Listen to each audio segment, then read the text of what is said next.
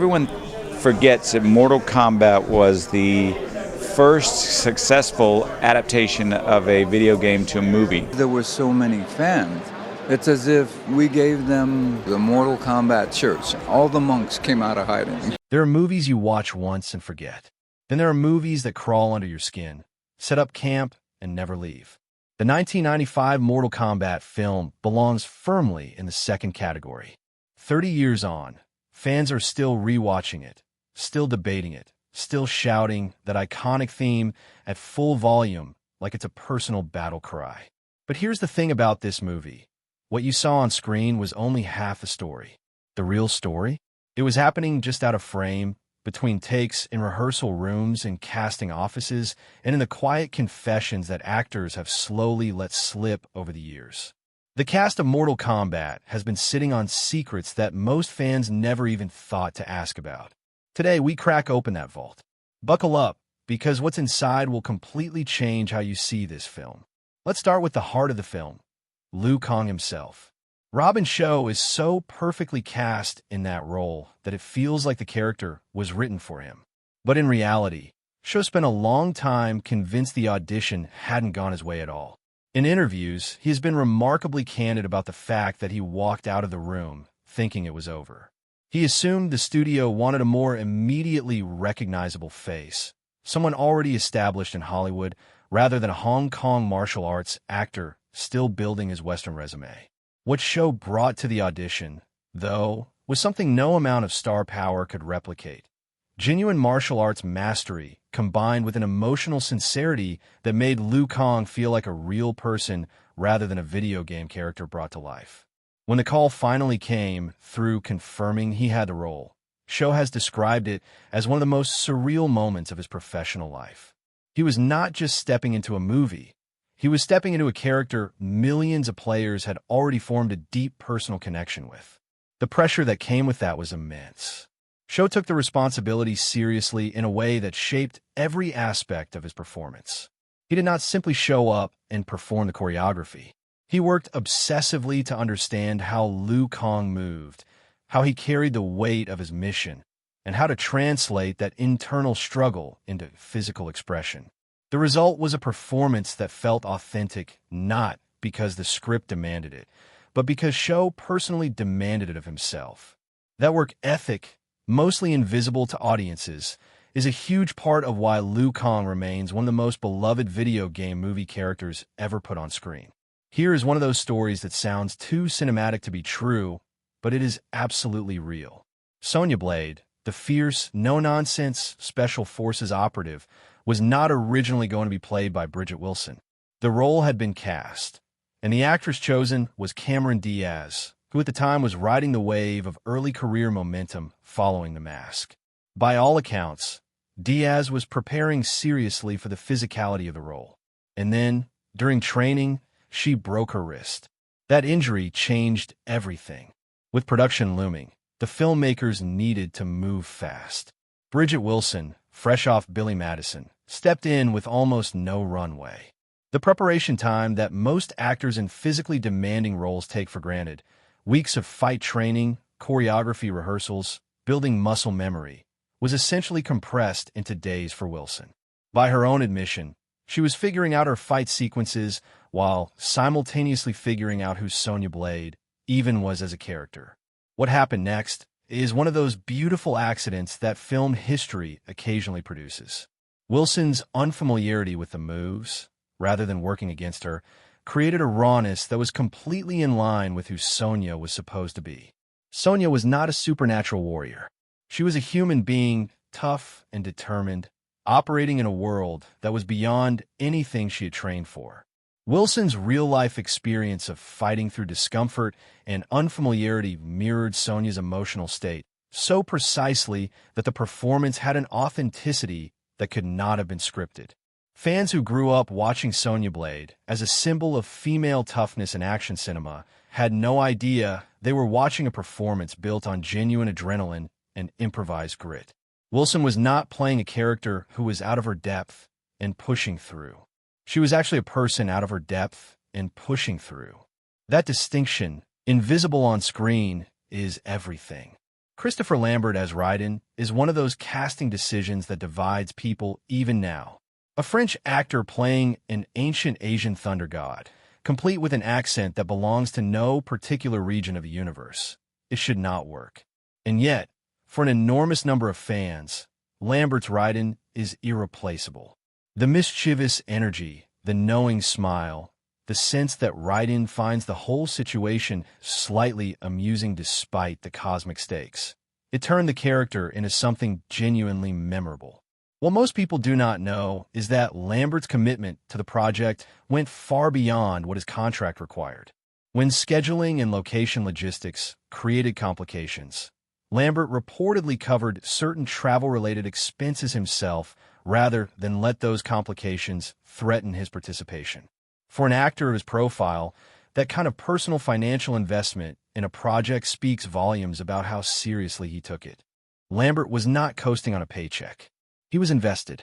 He engaged deeply with the tone the filmmakers were trying to create and brought a theatrical, almost Shakespearean grandeur to Raiden that elevated scenes which could have easily become campy in the wrong hands. There's a particular skill in playing a character who is simultaneously ancient and wise, and also slightly eccentric, without collapsing into parody. Lambert walked that line with far more precision than he is usually given credit for. The affection fans have for his Raiden is something Lambert has spoken about with genuine warmth over the years. At fan conventions, he has consistently shown up as someone who understands what the movie meant to people and who takes pride in having been part of it.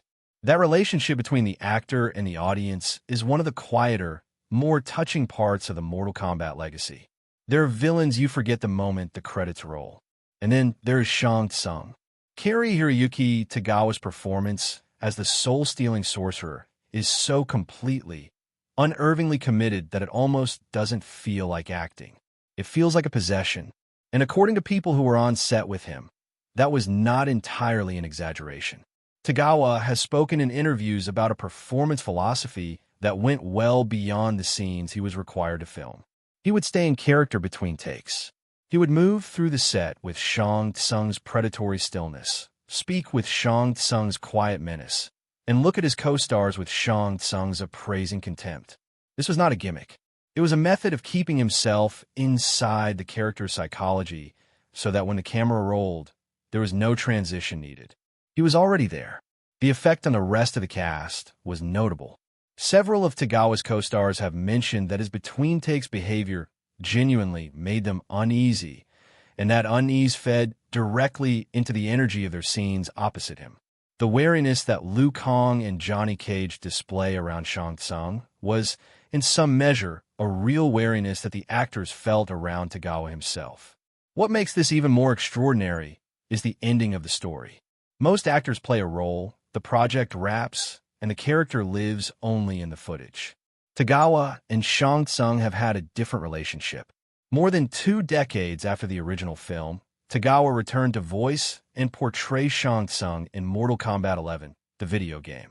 The character had been reimagined, recast in various forms over the years, but when the developers wanted the definitive version, they came back to Tagawa. That kind of cross-decade ownership of a character is extraordinarily rare, and it is entirely a product of how deeply and completely Tagawa inhabited the role in the first place. Here is something that tends to get lost in the conversation about the 1995 film. The physical demands it placed on its cast were brutal in ways that went largely unreported at the time. This was not a production with the kind of budget that allowed for every difficult shot to be handed to a stunt double. Actors were expected to do a significant portion of their own fight work, which meant extended periods of intensive training followed by extended periods of actually taking hits on camera.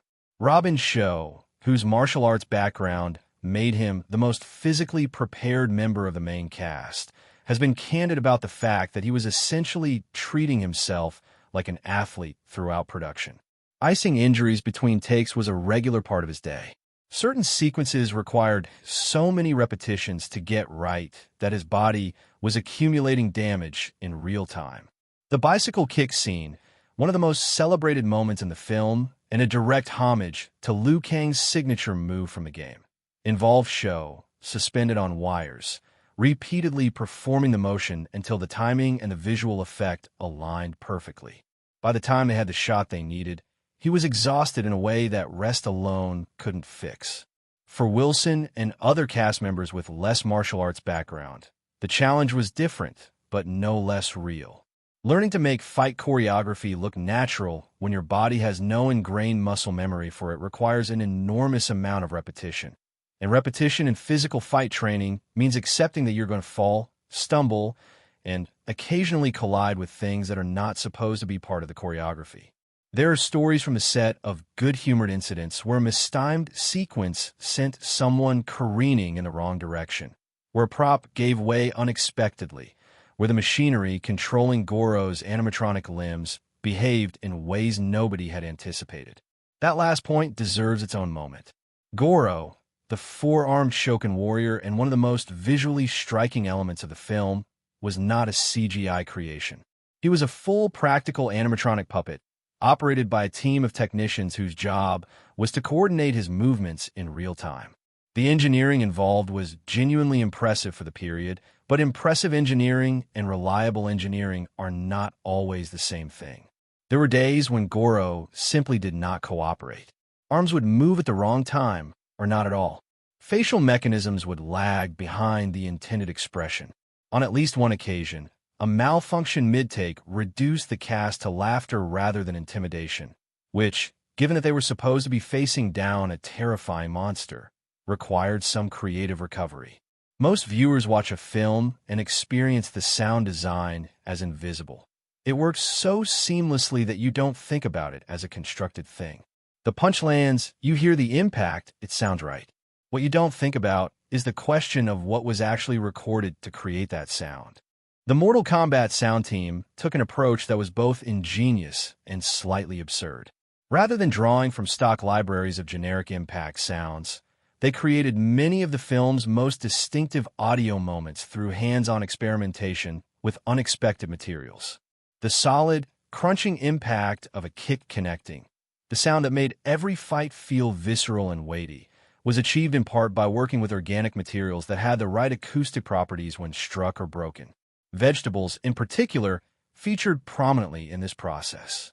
The snap of celery, the compression of other produce, the particular resonance of hitting something dense but yielding.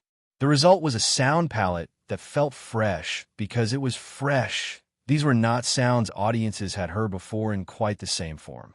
And that novelty contributed in a real way to the sense that Mortal Kombat's fight sequences were something different, something with more physical presence than the average action movie. You didn't just see the fighters hit each other.